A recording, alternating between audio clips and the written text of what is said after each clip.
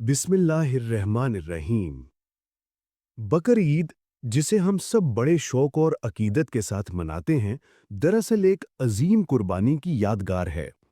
ये कुर्बानी हज़रत इब्राहीम अलैहिस्सलाम और हज़रत इस्माईल अलैहिस्सलाम की है, जिन्होंने अल्लाह की रज़ा के सामने सर झुकाकर फर्मा बरदारी की आला मिसाल कायम की। हज़ारों साल पहले हज़रत इब्राहीम अलैहिस्सलाम को ख्वाब में दिखाया गया कि वो अपनी सबसे महबूब चीज़ को अल्लाह की राह में कुर्बान करें। नबी का ख्वाब वही होता है, इसलिए आप अलैहिस्सलाम ने इस पर अमल करने में कोई हिचकिचाहट महसूस न की।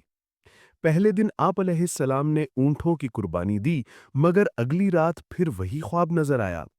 तीसरी रात भी यही पैगाम मिला, तो हज़रत इब्राहीम अलैहिस्सलाम ने सोचा कि मेरी सबसे प्यारी चीज़ तो मेरा बेटा इस्माईल अलैहिस्सलाम है। आप अलैहिस्सलाम ने हज़रत इस्माईल को सारा माजरा सुनाया।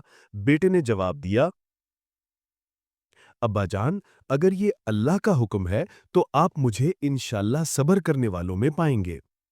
ये सुनकर हज़रत इब्राहीम अलैहिस्सलाम ने अपने बेटे को तैयार किया और अल्लाह की राह में लेकर निकले।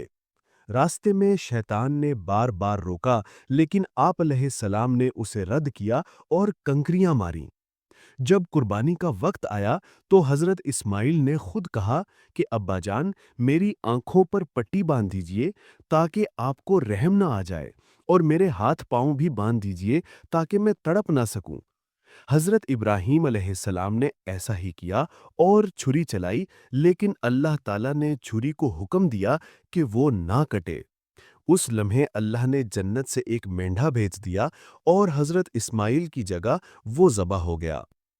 यूं अल्लाह ताला ने अपने नबी के इम्तिहान को कामयाबी के साथ मुकम्मल किया और ऐलान फरमाया कि इब्राहीम, तुम्हारी इस कुर्बानी को क़यामत तक याद रखा जाएगा। इसी यादगार के तौर पर मुसलमान हर साल ज़ुल्हज्जा की 10 तारीख को जानवर कुर्बान करते हैं। इस गोश्त के 3 हिस्से किए जाते हैं। एक हिस्सा गुरबाओ मसाकीन के लिए, दूसरा हिस्सा दोस्तों और रिश्तेदारों के लिए, और तीसरा हिस्सा अपने घर वालों के लिए। बकर ईद का असल पैगाम ये है कि अल्लाह की मोहब्बत हर मोहब्बत पर गालिब है और मोमिन अपने रब की रज़ा के लिए हर कुर्बानी देने को तैयार